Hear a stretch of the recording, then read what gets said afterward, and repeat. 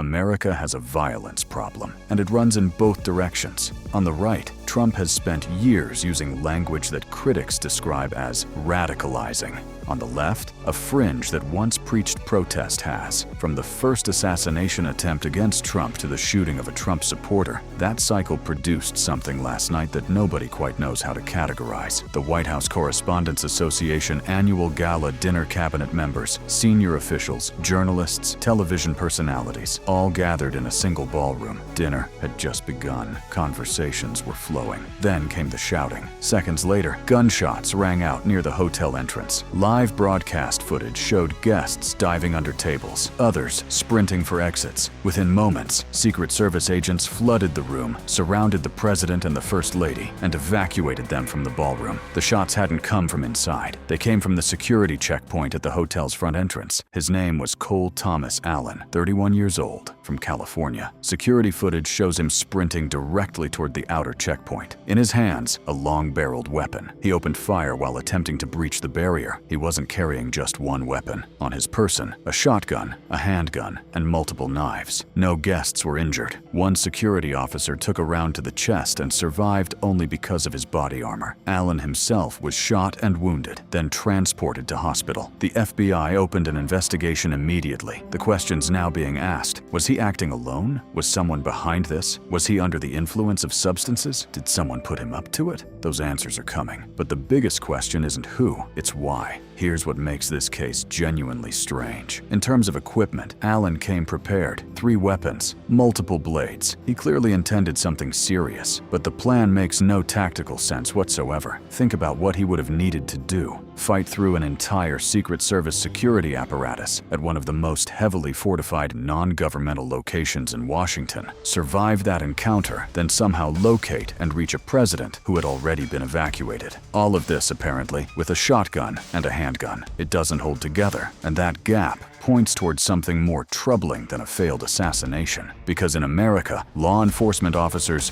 routinely use lethal force against suspects who fail to comply with far lesser offenses. A man sprinting toward a presidential security checkpoint with a long-barreled weapon, opening fire, is not walking away from that encounter by accident. He survived. But surviving wasn't likely. And if the goal wasn't really to reach Trump, then what was it? The most uncomfortable read of the available evidence is that this wasn't an assassination attempt in any conventional sense. It was a public act of self-destruction, staged at the most visible possible location, against the most visible possible target. But that's almost beside the point now. The White House is shaken, not because the attempt came close to succeeding, but because of what it says about where things are heading. Political violence doesn't appear from nowhere. It builds, slowly, then all at once, and right now, in America, it is building.